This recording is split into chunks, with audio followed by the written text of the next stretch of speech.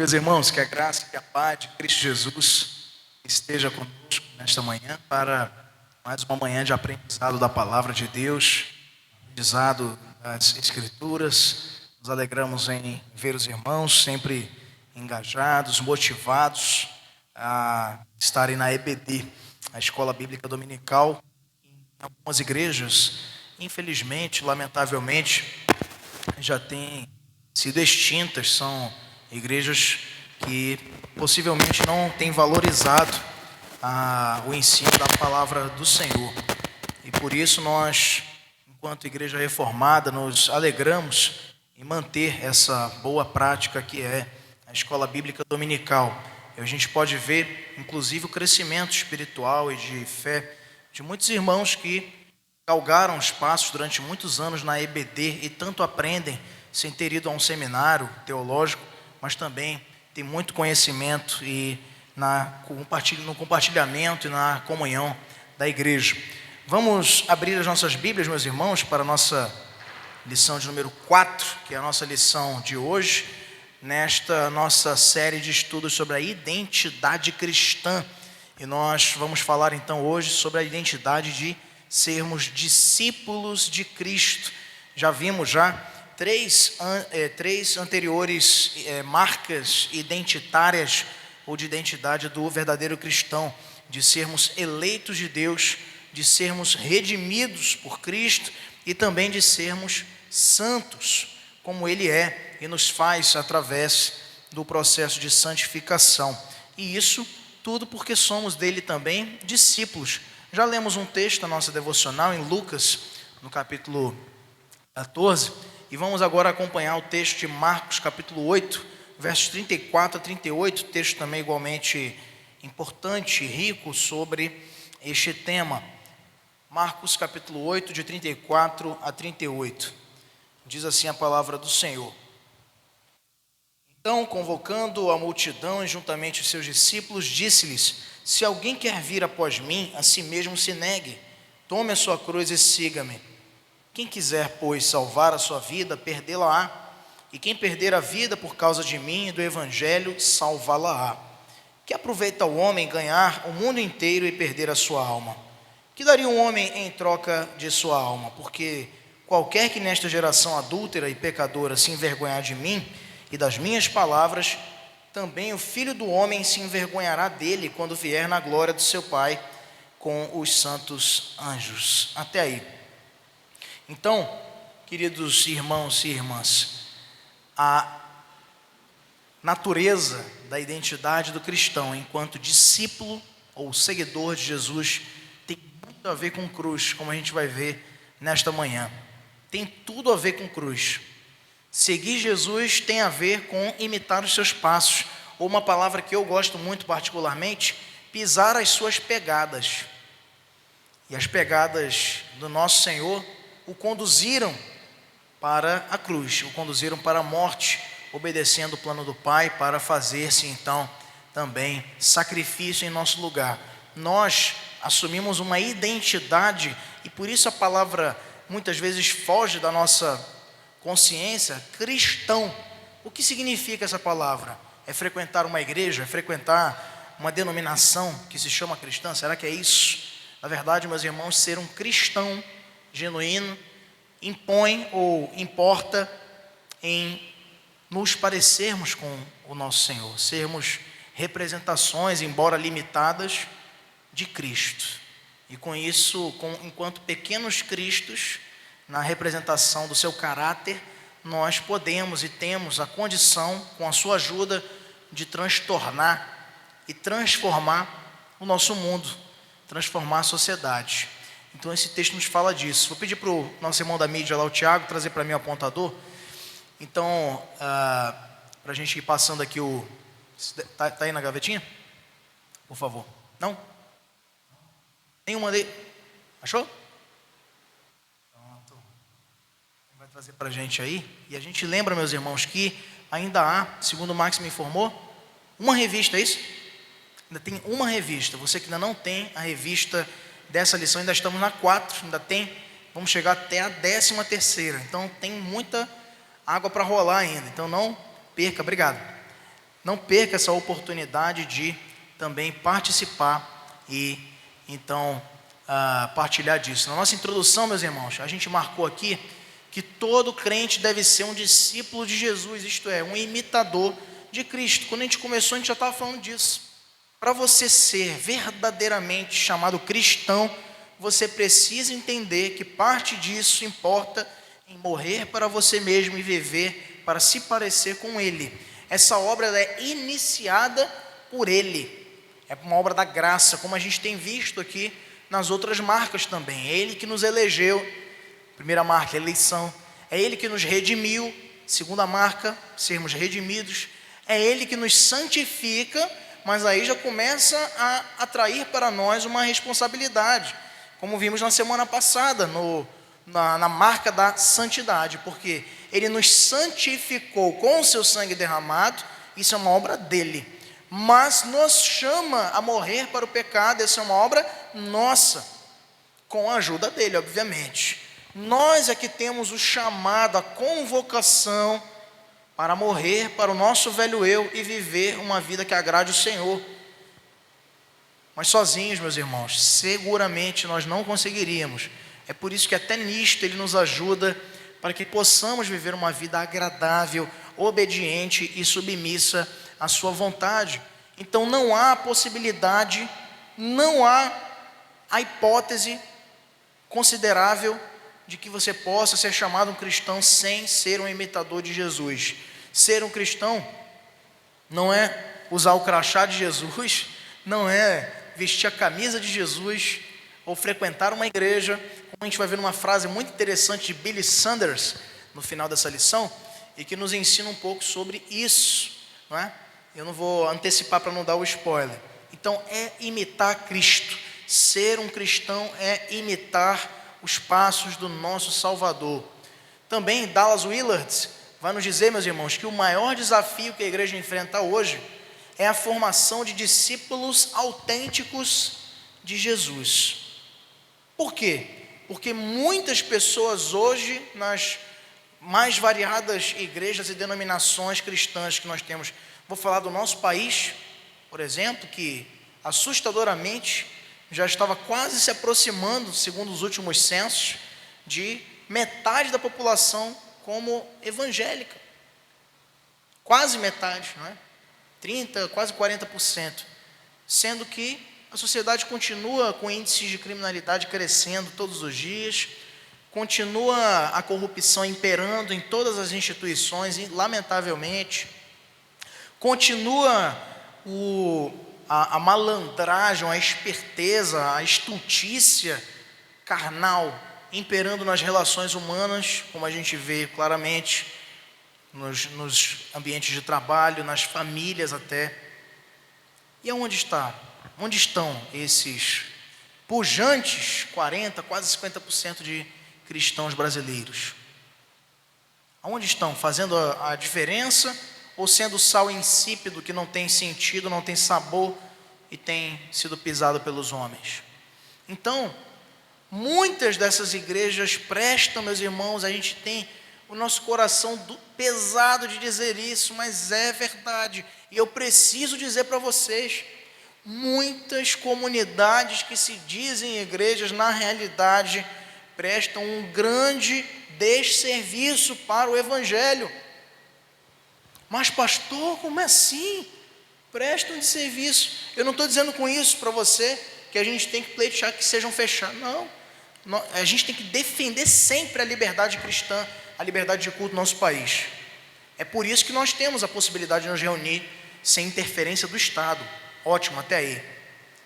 Mas não nos furta a análise, a uma crítica de vermos, meus irmãos, que muitas dessas igrejas acabam introjetando na mente de gente que busca sinceramente seguir o Senhor e é apresentada por um falso cristianismo. Que cristianismo falso é esse? É um cristianismo que as pessoas são chamadas a reconhecer a Cristo como seu Senhor, como seu Salvador, mas são dispensadas de compromisso, são dispensadas de uma vida de aprendizado, de obediência a Jesus. Porque o que é importante muitas das vezes, é fazer parte de uma igreja, não ser um discípulo de Jesus. Mas Jesus não quer membros de igreja, Jesus quer seguidores, discípulos. Isso não é denominacional, isso é uma matéria de fé e de vida também. Não é possível, meus irmãos, que você tenha Jesus na tua vida como Salvador, ou seja, aquele que te remiu, que te resgatou das trevas, e não tenha Ele como seu Senhor, ou seja, como teu governante máximo das tuas atitudes, das tuas decisões, de tudo que você faz. Criou-se essa falsa teologia no início dos anos 2000 nos Estados Unidos, de que o Senhor Jesus poderia ser Salvador, mas não Senhor. Então, muitos apelos a partir de então em muitas igrejas, e é impressionante, faço um parênteses aqui, como tudo que vem dos Estados Unidos vem com uma avalanche, mas não, tem que ser copiado. A gente não nega que nossa igreja partiu de lá também. O missionário Ashbel Green Simonton, em 1859, veio dos Estados Unidos com seu coração movido para missões, para trazer o evangelho para a América do Sul e especialmente no Rio de Janeiro. Mas isso não nos furta de pensar que tudo que vem de lá seja correto. Nós temos que analisar à luz da palavra de Deus, e a Bíblia não nos permite pensar, meus irmãos, que seja possível esta realidade onde Jesus é apenas Salvador e não é Senhor. Sempre que Ele vai ser o Salvador, Ele também é Senhor automaticamente das nossas vidas. É por isso que eu digo a você que estes que pensam que tem Jesus só como Salvador, na verdade sequer discípulos são, não são verdadeiros cristãos.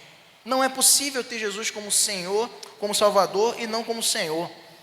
Bonhoeffer, que foi um pastor luterano na Alemanha do tempo do nazismo, ele fala em um dos seus livros sobre a graça barata, que é essa graça difundida em muitos arraiais evangélicos e cristãos, não só no nosso país como por todo o mundo. Ele diz que este é o maior inimigo do cristianismo.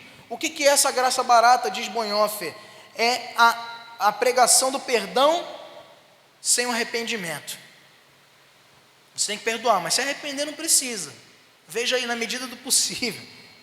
É o batismo sem disciplina. Eu quero receber a água do batismo, ser selado simbolicamente como integrante do corpo de Cristo. Mas quando eu errar, eu não quero que ninguém me diga o que eu tenho que fazer, porque eu sou mandante ou autoridade máxima na minha própria vida. Isso não é também graça verdadeira, é graça barata. Comunhão sem confissão. Quero estar perto de Deus, mas sem confessar meus pecados. Porém, Deus é santíssimo, Ele é luz e nele não habita treva alguma. Como posso eu sujo desejar me aproximar, ou seja, ter comunhão com o Senhor, sem confessar os meus pecados para por Ele ser purificado? Graça barata. É graça sem discipulado na vida cristã, sem desejo de seguir os passos de Jesus. É uma graça sem a cruz, é uma graça sem Jesus Cristo, que é vivo e encarnado. É de um Jesus nominal. Eu explico, é um Jesus longe, como pensavam Immanuel Kant ou outros filósofos do período dos séculos anteriores.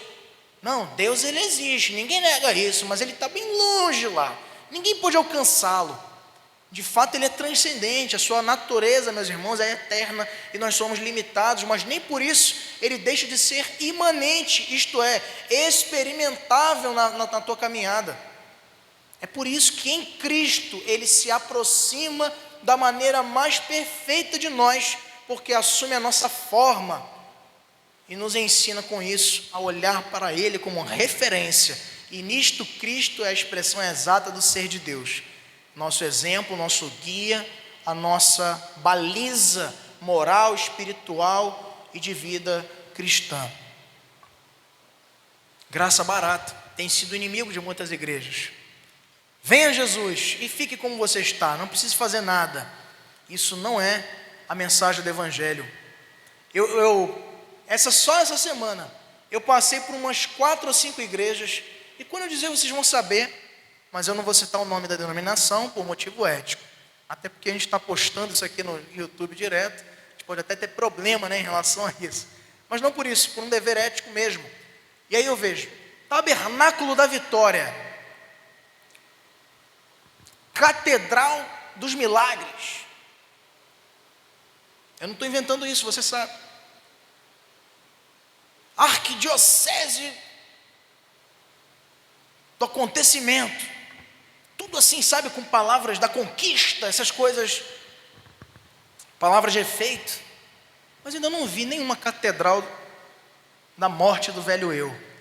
Eu ainda não vi nenhuma catedral ou tabernáculo, não é? De leve a sua cruz. Eu não vi, não é? Ou então eu não vi com essas igrejas que surgem, sempre com nome assim. Nunca tem assim, igreja evangélica morrendo para a velha criatura. Eu não vi, era um nome interessante. Igreja evangélica, não é? Renúncia. Nunca vi catedral da renúncia. Porque essas palavras saíram de moda no meio evangélico. Levar sua cruz se tornou apenas motivo de canções, ou então de uma pastoral, algum texto, e nem isso muitas vezes em algumas igrejas. Não se fala da cruz, se tem até repúdio à cruz, a pensar no que ela representou para Cristo e no que ela representa para a nossa caminhada com Ele. Mas, meus irmãos, a Bíblia é muito clara e requer de nós que não nos associemos com esta graça barata, mas com uma graça profundamente ligada com a cruz de Cristo. Seguir Jesus, então, meus irmãos, invariavelmente requer renúncia de vontades, requer morte da carne e requer prazer na comunhão do Senhor. Sem essas três coisas, não dá para você achar que pode ser chamado discípulo de Jesus. Você pode ser o que for. Tinha muitas multidões, meus irmãos, que seguiam Jesus. Seguiam a Ele.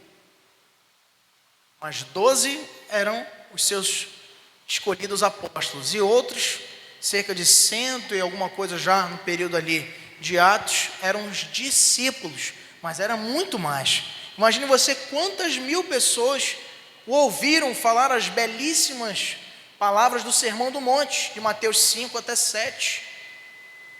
Mas quantos ficaram quando ele começou a ser duro? Quantos ficaram quando ele começou a falar de morte? Quando ele começou a falar de sacrifício?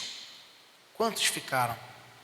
Eu tenho visto hoje, meus irmãos, muitos crentes que não entendem corretamente o que é sacrifício na vida cristã.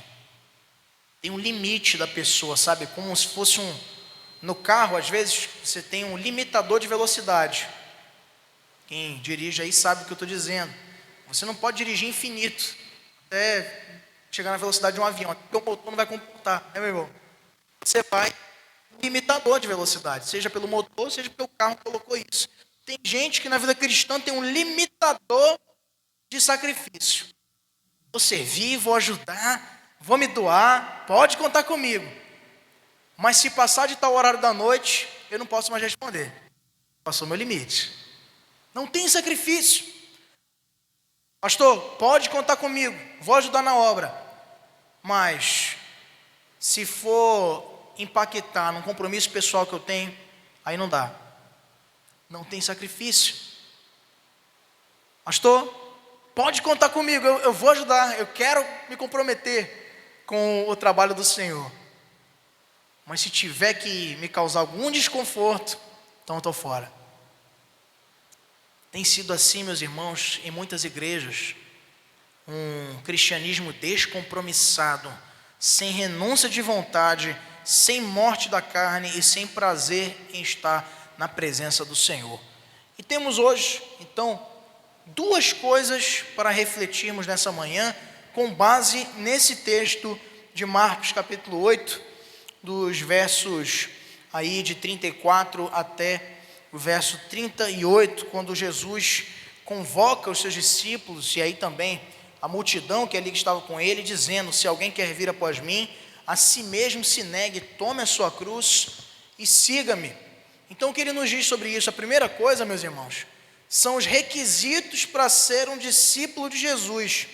O conceito bíblico de discípulo, essa palavra que é mateiteis no grego, ela passa por uma interpretação de outras palavras. Primeiro, seguir.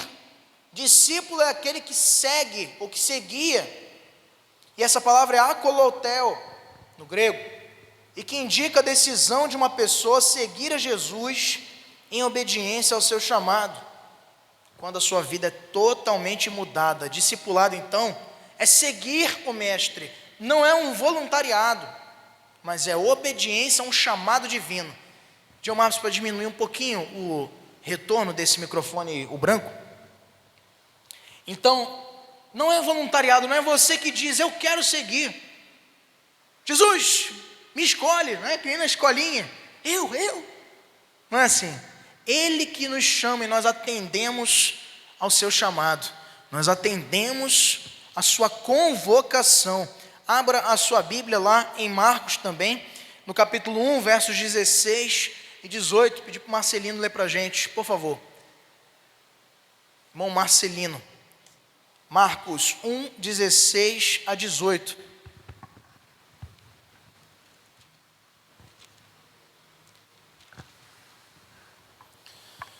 Caminhando junto ao mar da Galileia, viu os irmãos Simão e André, que lançavam a rede ao mar, porque eram pescadores. Disse-lhe Jesus: Vinde após mim, e eu vos farei pescadores de homens. Então eles deixaram imediatamente as redes e o seguiram. Vinde, até aí, até o 18. Vinde após mim, e eu vos farei pescadores de homens. Em nenhum momento aqui, meus irmãos, Simão e André, depois Tiago e João também, filhos de Zebedeu, eles disseram, olha, gostei, Jesus, do seu modo de se vestir, das palavras, do teu projeto de ministério, quero te seguir. Não é? Hoje, nessa linguagem, se tornou até uma coisa meio instagrâmica, não é? Seguir, o meu seguidor, é porque está lá no hall de pessoas que acompanham a sua rede social. Ali, no contexto, o seguir importava, meus irmãos, para o contexto daquele momento e também para o nosso contexto espiritual, um abandono da tua vida anterior. Observe que o texto diz que então eles deixaram imediatamente as redes, a sua pesca, o seu modo de vida, o seu ganha-pão ficou para trás, porque eles passaram naquele momento a seguir o seu mestre. Por quê? Porque tinham que ter tempo para aprender com ele, sendo eles comissionados ali. Mas o que eu quero destacar aqui é que a primeira coisa que a gente entende antes de falar sobre os requisitos para ser um discípulo é que você entenda que segui-lo não é uma decisão sua, é um atendimento do chamado que ele te fez, como fez aqui para esses irmãos. Também a palavra aqui, mateiteis, que eu já citei para vocês, esse aqui é como se fosse um ei, que é a palavra, a letra teta no alfabeto grego, e significa aprendiz. Você segue para aprender, para estar perto dele, imitando os seus passos. É alguém que, ouvindo o chamado de Jesus, como aqui Simão e André, e também Tiago e João, se torna um seguidor, um aluno, um discípulo. Abra a sua Bíblia lá em Mateus 11, 29. Pedir para o Jonas ler para a gente aí. Mateus 11, 29.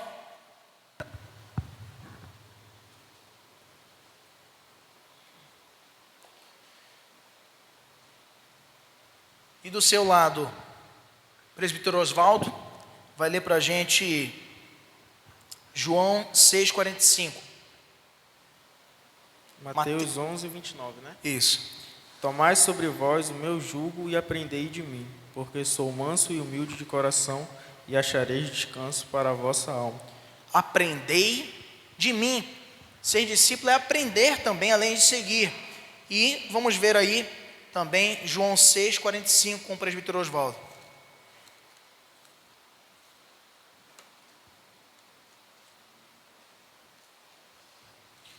Diz a palavra do Senhor. Está escrito nos profetas, e serão todos ensinados por Deus. Portanto, todo aquele que da parte do Pai tem ouvido e aprendido, esse vem a mim. Tem que aprender. Seguir Jesus é primeiro, segui-lo, ser um acompanhador, segui-lo. Depois é aprender. mateitês, é ser um aprendiz, um aluno. Tem um hino aqui que nós cantamos muito aqui no nosso hinário Novo Cântico, o hino de número 3, que diz assim: Jesus, aos teus benditos pés sentados, queremos teu conselho receber. Que maravilha! Às vezes a gente canta certos hinos e não reflete nas expressões de confissão que nós fazemos quando em culto público cantamos. Nós estamos dizendo publicamente que o nosso desejo é aprender dele, humildemente, como alunos, como aprendizes, reconhecendo a nossa pequenez, a nossa limitação e toda a sua sabedoria com a qual nós podemos crescer na vida cristã, se com humildade nos quedarmos aos seus pés para aprender. E Ele quer te ensinar, Ele quer me ensinar. Como? Pela sua santa palavra. É uma expressão poética, né? Você não vai sentar no pé de Jesus, Ele é Espírito. Você vai recolher dele as boas dádivas de conhecimento e sabedoria quando você dedica tempo de qualidade para meditar nesta palavra. Não apenas para lê-la, mas para também nela meditar. Ser discípulo é seguir, é ser um aprendiz. E finalmente, antes de falarmos dos requisitos para ser esse seguidor, mas a gente tem que entender quem é o seguidor. É também imitá-lo, que é a palavra mimeomai, que vem daí a expressão já no tronco da língua portuguesa de mimetizar. O que é mimetizar? É aquela capacidade que a lagartixa, vou usar um exemplo bem do cotidiano aqui, ela tende a assumir outras cores para proteger-se de predadores, não é? Tem outros, muitos, tem algumas serpentes também que têm essa habilidade, alguns insetos também têm essa habilidade de mimetizar. Ela encosta, ela é marrom, por exemplo, a cor original dela, ela encosta numa folha verde e fica verde. Tem sapos também, alguns répteis que têm essa capacidade. Então, assumir uma outra forma, isso também é uma palavra no grego ligada a imitar, ou seja, ter um compromisso modelado pelo comportamento de outra pessoa. Mas quem segue e aprende de Jesus não imita nada e nem ninguém, não imita o pastor, não imita o presbítero, não quer imitar o líder do grupo de louvor, não quer imitar a presidente da SAF, não quer imitar o irmão da UPH, quer imitar o seu Senhor e Salvador, que é Cristo, o seu modelo, a sua referência. Como um pai vai olhar para o pai que Jesus, no seu caráter, seria. Como um homem vai olhar para as impressões do caráter de quem Jesus foi, o melhor homem que já existiu, o segundo Adão. Como um crente, um servo do Senhor, vai olhar para aquele que foi obediente até o fim, cumpriu toda a lei de Deus na sua vida e no seu ministério. Imitar. Abra a sua Bíblia lá em 1 Coríntios 11, verso 1. Vou pedir aqui para a Michele ler para a gente. E depois, nosso irmão presbítero Paulo Dias vai ler Efésios 5:1. 1 Coríntios 11, 1 e Efésios 5:1.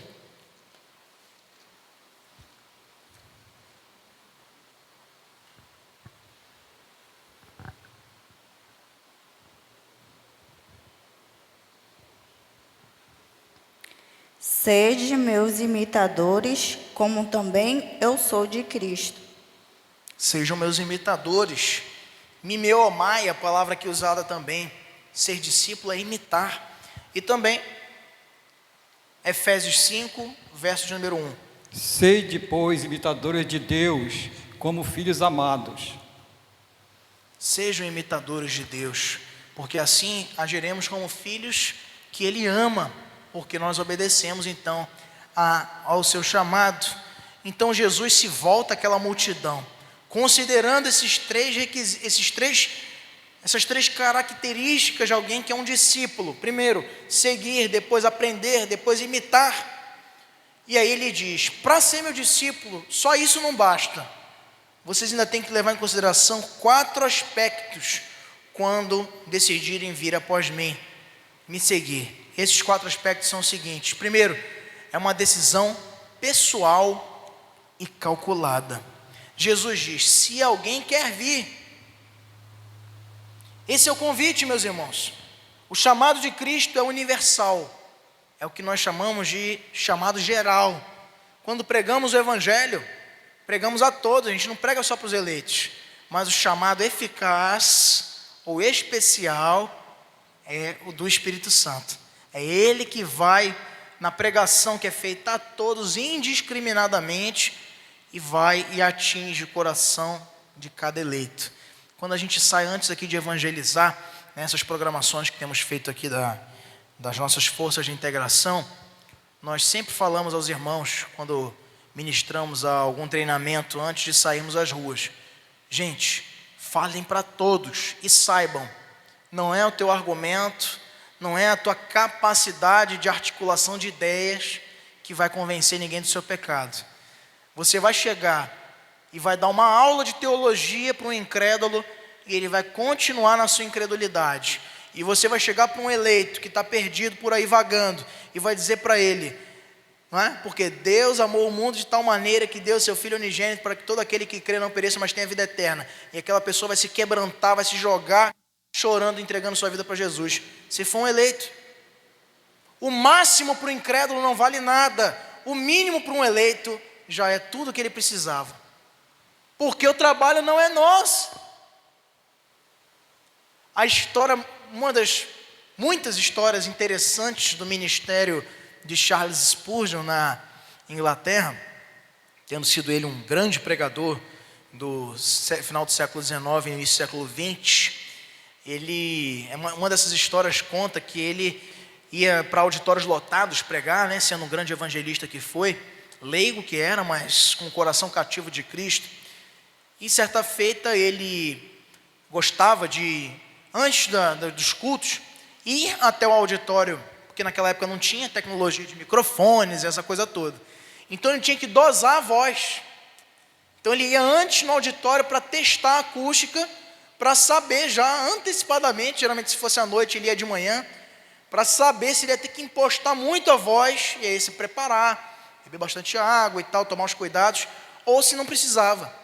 Então ele ia antes, e aí ele ia testar lá o auditório. E nesse auditório ele foi, estava vazio. Os irmãos lá da Catedral Metropolitana de Londres estavam arrumando lá as cadeiras, essa coisa toda, ornamentação.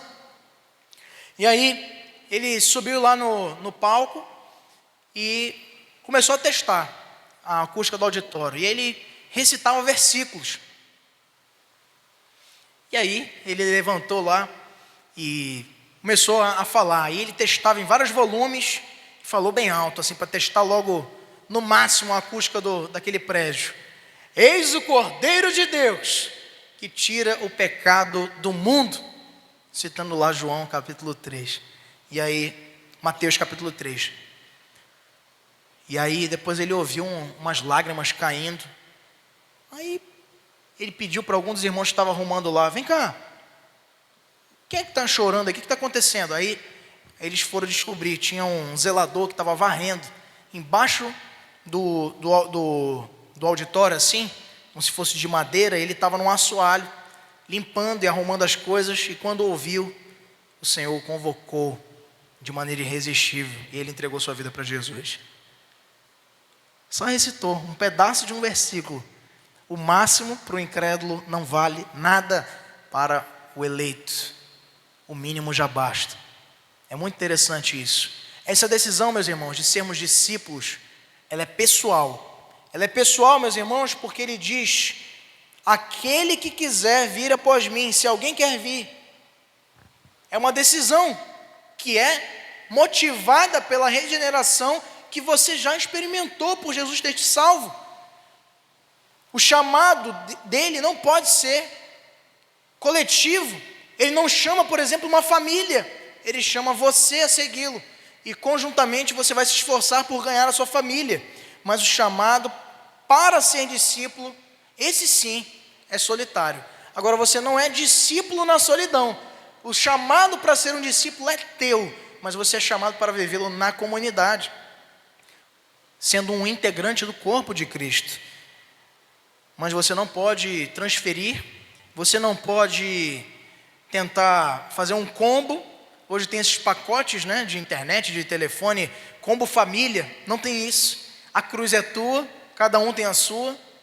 Você não pode compartilhar. A decisão, ela é pessoal e também ela tem que ser calculada. Interessante que Jesus diz: aquele que quiser vir após mim. Isto é, meus irmãos, é uma decisão pessoal com um alvo. É para seguir a Ele, atrás dele. Por isso, após mim. Não é? No sentido de que Ele vai na frente e você tem que ir após, ou seja, logo após Ele sair, você vai seguindo. Por isso é ser um seguidor, um imitador, um aprendiz.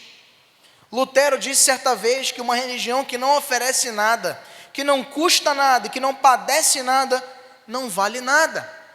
É verdade. E Lucas afirma, no texto paralelo desse de Marcos que estamos acompanhando, que ser discípulo é um empreendimento que precisa ser calculado. Ele usa o exemplo de uma construção, dizendo: qual dentre vós que tem pretendendo construir uma torre, não se assenta primeiro para calcular a despesa e verificar se tem os meios para construir? Para não suceder que, tendo lançado os alicerces e não podendo acabar, todos os que a virem zombem dele, dizendo: esse homem começou a construir e não pôde acabar. Para seguirmos a Jesus, meus irmãos, nesse texto, nós aprendemos que nós precisamos nos certificar do custo. Não nos precipitar dizendo: eu vou seguir Jesus, e depois ser motivo de zombaria, porque você começou e não terminou. É um cálculo que precisa ser feito para a nossa vida. Seguir a Cristo não é brincadeira, e também não é uma coisa fácil, é espinhosa, por isso que o seu símbolo é a cruz. Ele não disse: aquele que quiser vir após mim, pegue a sua pasta, ou pegue a sua Bíblia, ou tome, seja lá o que for.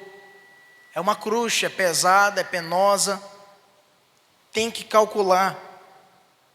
Você não pode construir sem antes calcular. Ele também faz uma outra relação com a guerra, lá no texto de Lucas, dizendo, lá em Lucas 14, 28, de 31 a 32, ou qual é o rei que, indo combater outro rei, não se assenta primeiro para calcular se com 10.000 homens pode enfrentar que vem contra ele com 20.000? Caso contrário, estando o outro ainda longe, envia-lhe uma embaixada pedindo condições de paz. Ou seja, ele não se açoita automaticamente ao ir para uma guerra sem antes medir quantos soldados ele precisa levar. Antes de partir para a guerra na vida cristã, você precisa se certificar se o seu exército é forte o suficiente para vencer o seu inimigo. Quando as pessoas iniciam um discipulado, uma vida ao lado de Jesus, sem avaliar os custos, muitas se desviam, muitas se perecem pelo caminho. E essa avaliação não é que eu esteja dizendo isso para você para te fazer desistir. Realmente é difícil, não quero mais. Mas é para conduzir a consciência de uma vida cristã que sabe aonde está, que sabe o que quer e que tem convicções firmadas em Cristo. Porque se olharmos para essas dificuldades, nós vamos abandonar. Mas da mesma forma, aqueles que pertencem ao Senhor jamais abandonarão. Essa decisão, meus irmãos, de ser um discípulo, também é uma decisão que envolve renúncia a si mesmo. O discipulado, meus irmãos, envolve abnegação, abandono da tua velha condição. É abrir mão da tua vontade, negar-se a si mesmo. Ele diz: quem quiser vir após mim, negue-se a si mesmo. Negar a si mesmo é renunciar. Jesus, para nós, é o grande modelo de renúncia, pois ele, sendo Deus majestoso, aquele que é o primogênito de toda a criação, a razão de ser de tudo que existe, sem quem nada do que foi feito se fez, decidiu descer à mais baixa condição, se tornar um de nós e morrer a nossa morte. Ele é o nosso grande modelo. É por isso que lá na carta aos Filipenses, capítulo 2, versos de 5 a 11, Paulo olha para a igreja em Filipos, que era uma igreja querida, muito bem cotada no sentimento do apóstolo Paulo, estando ele preso nessa carta, ele diz para eles: tende em vós, ou tenham em vocês, o mesmo sentimento que houve também em Cristo Jesus, pois ele, sendo Deus, não julgou como usurpação ser igual a Deus, antes a si mesmo se humilhou, e assumindo a forma de servo, foi obediente até a morte, e morte de cruz. Depois ele fala que Deus o exaltou sobremaneira, lhe dando o nome que está acima de todo nome, o único pelo qual importa que sejam salvos. Mas antes ele se humilhou, isto é, abdicou da sua própria natureza. Nós, meus irmãos, para seguirmos a Cristo, para sermos verdadeiros discípulos, precisamos diariamente. É muito interessante que o texto nos diz que esse abandono, ele precisa ser diário, ele precisa ser todo dia. Esse abandono no texto lá de Lucas vai referenciar a isto. Dia após dia, ele diz: negue-se a si mesmo. Não podemos pensar que essa é uma decisão que acontece uma única vez na nossa vida. A renúncia, ela tem que seguir o modelo de Jesus. Ninguém, meus irmãos, pode ser um discípulo sem renúncia, sem abrir mão da sua velha condição. Por isso, é que não é uma questão apenas de querer ser, mas de poder ser um discípulo. Isto é, se você já tem abandonado os teus desejos, tem abandonado o pecado todo dia, renunciando à sua própria justiça pessoal para amarrar-se na justiça que procede do Senhor, ela sim que é totalmente justa, santa e correta, abandonando suas opiniões contrárias à Bíblia, abandonando, meus irmãos, a nossa amizade com o mundo. Como diz o apóstolo João na sua primeira carta, capítulo 2, versos de 15 a 17, você precisa morrer para si mesmo e viver somente para Deus. Isso é um requisito para você ser um discípulo de Jesus. Também é uma decisão, meus irmãos, de tomar uma cruz. Você vai abandonar o teu eu, mas vai carregar um peso. A ordem para tomar ou carregar a cruz acontece 5 vezes no Novo Testamento e nos ensinos de Jesus. Porque não há salvação sem o carregar da cruz. Não há. Tomar a cruz diariamente é um sofrimento que resulta da nossa união com Cristo.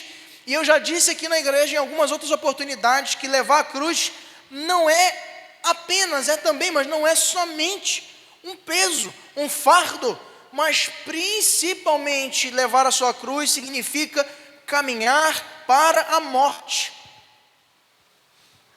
Abraçar o seu chamado e entender que você está a seguir a Cristo tem que estar na tua consciência bem firme de que isso é uma decisão que não pode ser voltada atrás, porque aquele que tem posto a mão no arado não pode olhar para trás.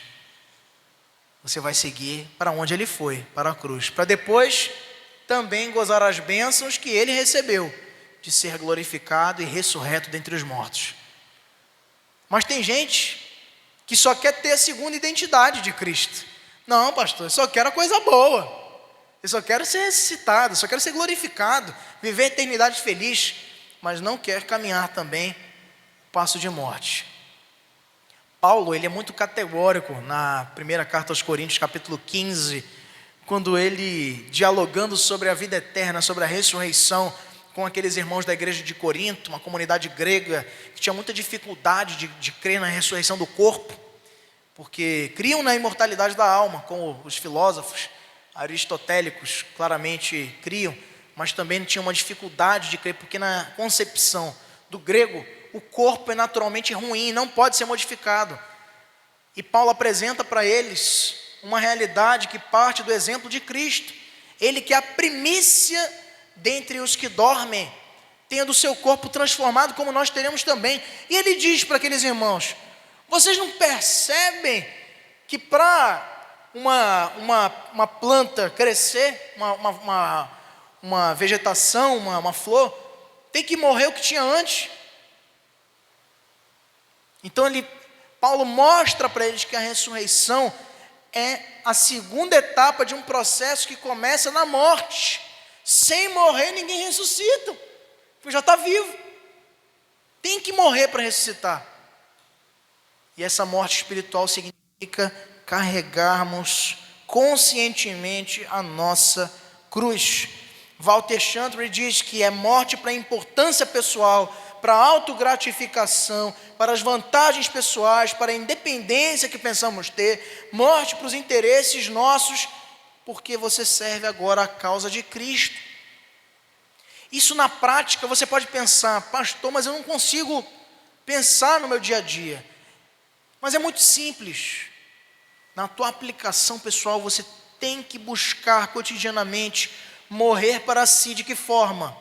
Quando você tem um desejo de se vingar de alguém, você vai abandonar aquilo em prol do perdão, porque você queria fazer aquilo, mas não vai fazer por uma opção exatamente vinculada ao que Cristo nos legou a fazer, sermos seus discípulos.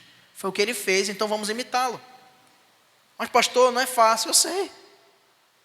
Com propriedade eu digo a você que eu sei. É muito difícil. Mas é recompensador agirmos assim, nas pequenas coisas, no perdão que a gente estende a alguém de maneira imerecida, na graça que nós exercemos na vida de alguém, na opção por viver uma vida íntegra e honesta, mesmo quando isso vai nos prejudicar financeiramente.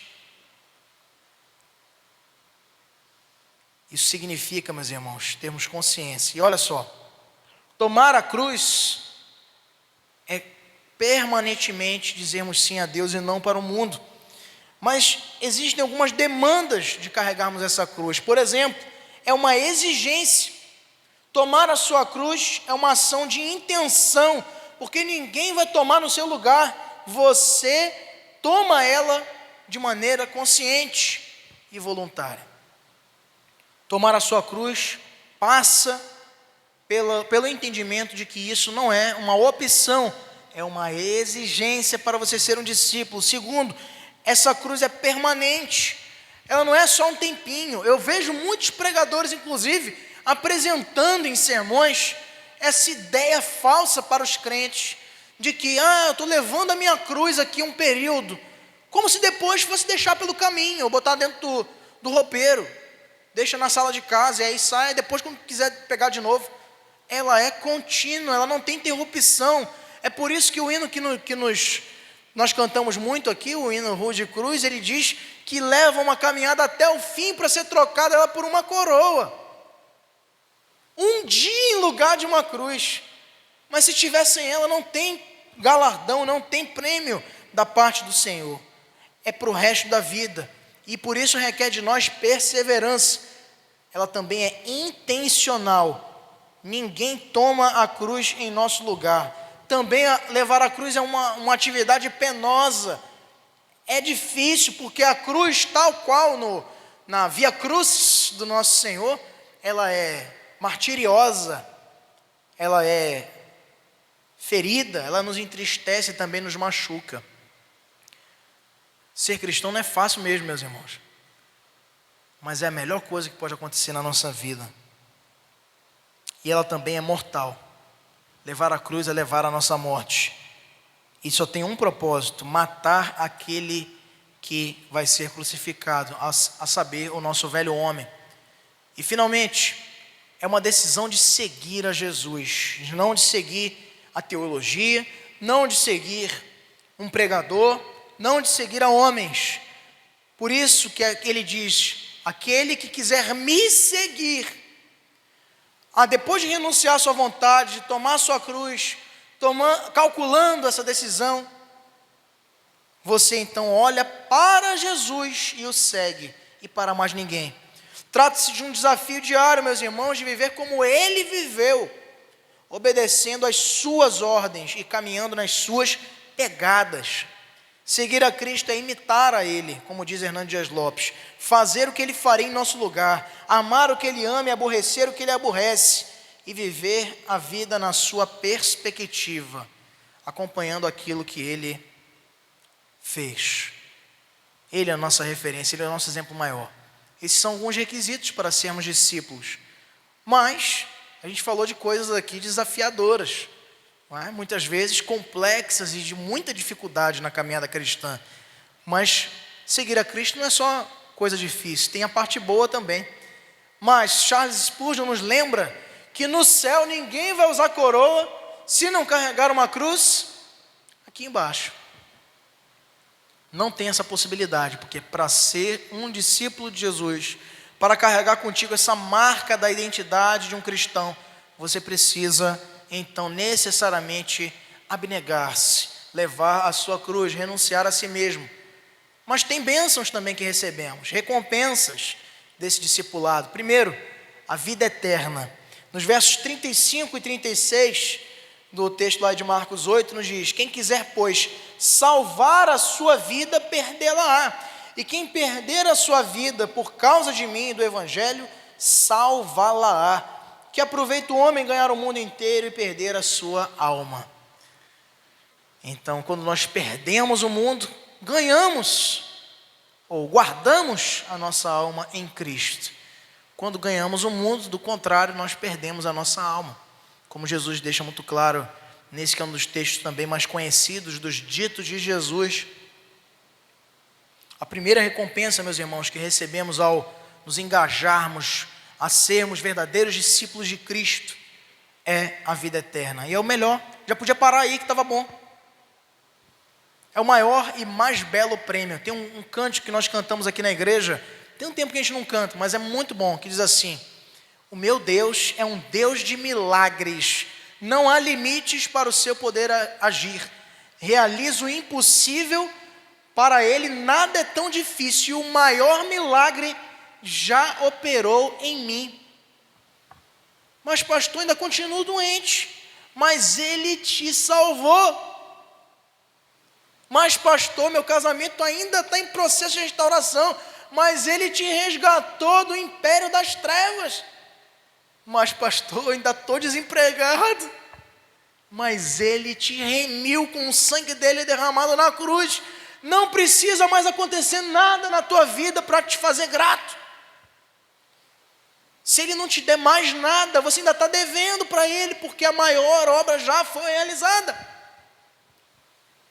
que foi a sua salvação. Meus irmãos, isso tem que encher todo dia de manhã nosso coração de muita alegria, de exaltação. Porque eu digo para vocês, seguramente, quem não tem alegria pela salvação, é porque tem em si uma consciência fraca de que não precisava ser salvo.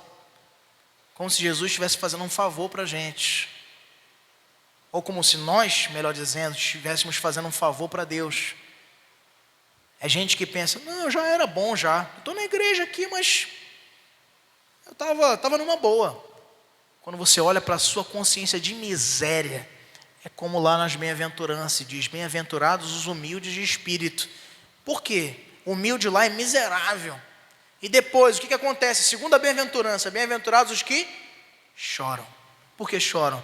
Porque olham para a sua pobreza espiritual antes da obra do Senhor nas nossas vidas.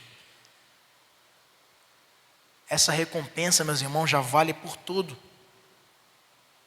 Quem quiser, pois, salvar a sua vida, perde-a. Nós perdemos levando a cruz, caminhando para um martírio, para uma morte.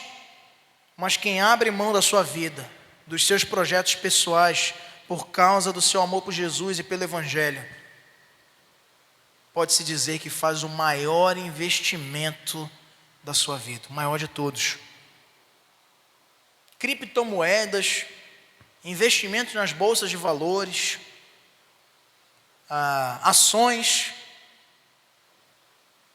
nada disso se compara ao grande prêmio dadivoso da salvação.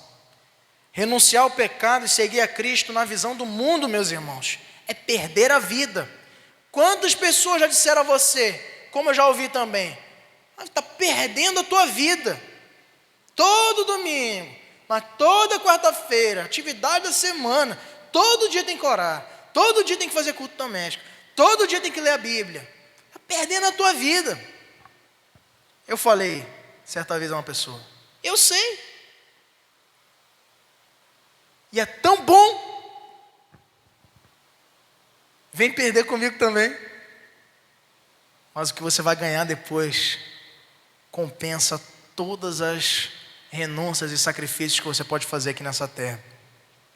Na visão de Deus é diferente, meus irmãos. A perda aparente que nós possamos ter aqui, ela é compensada ou recompensada com a salvação eterna. Segunda recompensa do discipulado, riqueza eterna e bênçãos na terra. No verso 37 é dito o quê? Que daria um homem em troca da sua alma? Qual é o valor de uma alma? O que lhe daria? Jesus quer trazer a indagação aqui aos seus discípulos de que não tem valor, como aquele jovem rico poderia acumular todos os seus tesouros em celeiros e ainda não teria como pagar a sua dívida, porque ele deu o que deveria ser dado, o preço cabal para satisfazer a ira de Deus com a cruz que tomou sobre si para nos salvar. A segunda recompensa é a riqueza eterna. O discípulo, meus irmãos, sendo ele alguém que ama Jesus, que leva a sua cruz, ele é recompensado com tesouros celestiais. Abra sua Bíblia no texto da carta de Paulo aos Efésios, capítulo de número 1. Carta de Paulo aos Efésios, capítulo de número 1. Verso de número 3, bendito o Deus e Pai de nosso Senhor Jesus Cristo, que nos tem abençoado com toda a sorte de bênção espiritual nas regiões celestiais em Cristo. Suas bênçãos, meus irmãos, não vão passar por botar um carro novo na tua garagem, não vai passar por engordar a tua conta corrente, não vai passar por te promover no teu trabalho, ou por te dar uma mansão para você morar. Tudo isso o tempo acaba, o ladrão te toma, a vida aqui vai consumir, a própria natureza assim o faz. Mas o que Ele tem para te dar, o que Ele tem nos dado enquanto igreja, bênçãos espirituais, são intomáveis, são inalienáveis, não podem nos ser assaltadas. São bênçãos que mudam quem nós somos, muda a nossa perspectiva, transforma a nossa natureza para nos parecermos com Ele. Mas será que é só recompensa eterna? Tem riqueza na terra. Jesus também promete-nos recompensas nessa terra, mas quais são? Diz lá em Marcos 10, 29 e 30. Em verdade vos digo que ninguém há que tenha deixado casa, ou irmãos, ou irmãs, ou mãe, ou pai, ou filhos, ou campos por amor de mim, e por amor do Evangelho, que não receba já no presente o cêntuplo de casas, irmãos, irmãs, mães, filhos e campos, com perseguições, e no mundo por vir a vida eterna. O verdadeiro discípulo, ele tem morada, onde quer que ele vá. Eu acho muito interessante quando tem essas programações, Eni, aí da federação, da confederação de SAFs, sinodal, e geralmente são em locais distantes. Nosso estado é continental, né? É um país, né? Dentro de um país, o Pará. O mais recente, se eu não me engano, foi em Altamira, e lá as irmãs não pagaram hotel para ficar lá, pelo menos algumas não. Ficam hospedadas nas casas de outros irmãos. Nossa saudosa irmã Zoraide, que já nos deixou, partiu para a eternidade, era reconhecida nesta igreja. Toda vez que um pastor vinha aqui pregar, ele ficava onde? Hospedado? Na casa da irmã Zoraide. Não é? A hospitalidade era um dom daquela nossa irmãzinha. Ela recebia com alegria, abria as portas da sua casa, dava toda a atenção. Não é? Já recebemos relatos aqui de pastores que vieram aqui passar um tempo aqui conosco, né, um domingo, e estando lá se sentiram tão bem acolhidos que saíram com o seu coração aquecido, grato a Deus. Gente simples, mas que tem sempre também no corpo de Cristo esta possibilidade de hospitaleiramente receber os irmãos. Isso é uma bênção. Você não vai ganhar, Jesus não está dizendo aqui que aquele que o segue receberá na terra, quando ele fala um cêntuplo de casas, irmãos e irmãs, ele não está dizendo aqui que você vai ser um corretor imobiliário, você vai ser um dono de uma construtora, ou de um condomínio, não é isso não. Ele está dizendo aqui que nós temos pousada, nós temos abrigo, porque agora somos integrantes do reino, e não temos mais agora só nossa família, temos uma grande família na fé, com muitos irmãos e irmãs, e pais e mães, como essa promessa de Cristo nos infere. Recompensas na terra também, não só no céu. É um antegozo, já é uma preliminar de muitas bênçãos que receberemos no céu. E finalmente, reconhecimento eterno. No verso 38 lá de Marcos 8, vamos voltar para o nosso texto e diz: porque qualquer que nesta geração adúltera e pecadora se envergonhar de mim e das minhas palavras, também o Filho do Homem se envergonhará dele, quando vier na glória de seu Pai com os seus santos anjos. Do contrário, quem não se envergonhar dele, por ele será reconhecido. Como no texto de Apocalipse nos fica claro, naqueles vestidos de branco que serão chamados à sua direita: vinde benditos de meu Pai, para o reino que vos está preparado antes da fundação do mundo. Esse reconhecimento, meus irmãos, essa voz a ser chamada, vai valer mais. Não viva na tua vida correndo atrás de reconhecimento humano. Não se preocupe se teu colega de trabalho não gosta de você.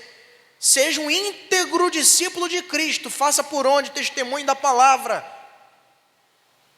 Cuide da tua integridade. Eu gosto muito dessa frase que o pastor Hernandes Lopes costuma dizer quando ele prega sobre o livro de Jó.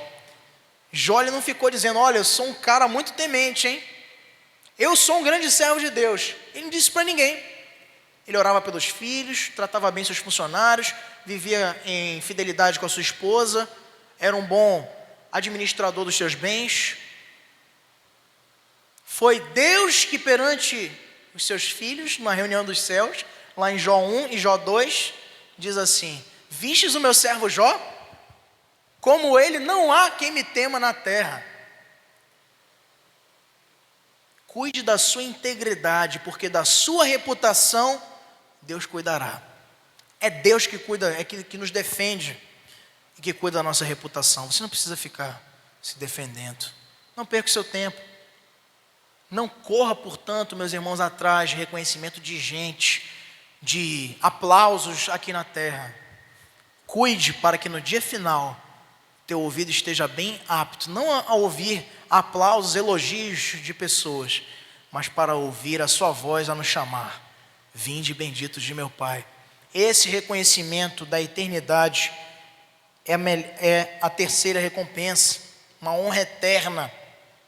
Não sermos ignorados por Ele, se aqui temos tido vergonha de viver uma vida digna ao seu lado.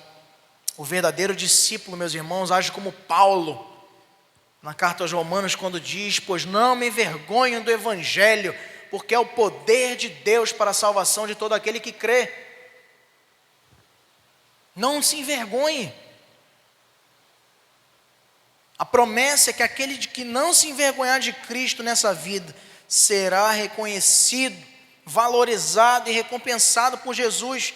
Não interessa se o mundo não te dá valor, o valor quem te dá é Deus que te criou e Cristo que te salvou. E é isso que nos importa. É isso que nos interessa na nossa caminhada. Mas tem muita gente correndo atrás de reconhecimento humano, caindo em depressão por conta disso, se martirizando porque não tem sido reconhecido na sua família, no seu lar, no seu trabalho, na sua igreja. Nós precisamos caminhar, meus irmãos, buscando e perseguindo o reconhecimento que vem do alto, que vem do Senhor. É melhor, meus irmãos, muito melhor assumirmos um compromisso com Cristo agora e sermos desprezados pelas pessoas do que sermos amados pelas pessoas e sermos desonrados por Cristo diante do Senhor no juízo. Quem honra Cristo agora será honrado e reconhecido por Ele também, por toda a eternidade. Recompensas de sermos discípulos. O discipulado, disse Bonhoeffer, é de graça, mas lhe custará a sua vida. É um preço que tem que ser pago, como vimos no primeiro ponto. Pedro não pôde converter a si mesmo, mas pode deixar as redes para trás. Gerar fé é a parte de Deus nessa aliança. A nossa é obedecer ao vem e siga-me. Também Bonhoeffer vai nos dizer isso. A nossa parte é segui-lo. A fé gerada no nosso coração é papel dele. E aqui a frase que eu prometi no início, Billy Sunday. Nenhum homem pode ser salvo sem Jesus Cristo. Não há caminho para Deus a menos que você venha através de Jesus Cristo. É Jesus Cristo ou nada. E esse mesmo Billy Sunday certa vez também disse o seguinte, me lembrei agora dessa outra frase. O fato de você estar dentro de uma garagem não te faz um automóvel. Você estar dentro de uma igreja também não te faz um discípulo. Ser discípulo é muito mais do que frequentar a igreja. É também frequentá-la, mas é levar uma cruz, abnegando-se a si mesmo e tomando a sua cruz dia após dia. Todo cristão verdadeiro é um discípulo de Jesus, meus irmãos. Como dissemos no início, o discipulado é um projeto que não pode apenas estar presente na igreja, na agenda da igreja. Precisa ser o que a igreja é. Essa frase é minha mesmo. O discipulado é um projeto que passa pela essência de quem é a igreja. Precisa ser uma marca de saúde da igreja e não apenas uma programação. E eu pergunto para você, nessa manhã, a igreja tem se preocupado em fazer discípulos para Jesus? Você, e quando eu digo igreja, não estou falando instituição, estou falando da membresia da igreja. Você já fez algum discípulo? Tem alguém na tua jornada de alguns anos, quem sabe, ou de uma vida, ao lado de Jesus, que você pode dizer, essa pessoa, eu ensinei a palavra para ela, hoje ela teme, serve ao Senhor, eu fui um pai, uma mãe na fé para essa pessoa. Tem alguém que você possa dizer isso? Porque todo cristão é um missionário. Ou é um impostor. Ou eu faço discípulos, que é o nosso mandato. Ide, fazei discípulos de todas as nações. Pregar é um instrumento, meus irmãos. O ide é para fazer discípulos. Pregar é um instrumento que você usa para esse propósito. Quantas pessoas? Quantos discípulos nós temos feito? Essa reflexão nos ajuda a entender, meus irmãos. Eu quero encerrar com esse desafio para você, de pensarmos no seguinte.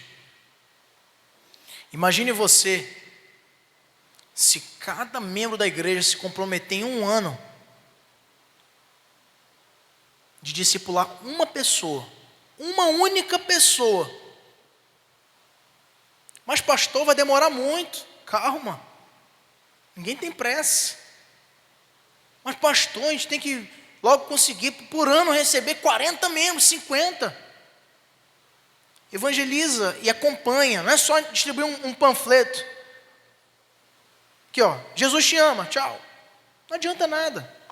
Cola naquela pessoa, discipula, ensina, tira dúvida, cresce junto, marca para ler a Bíblia, ora junto, enxuga lágrima, levanta quando cai. Cola naquela pessoa, sabe aquele insistente. Uma pessoa, em um ano, a gente dobra a membresia da igreja. Um ano.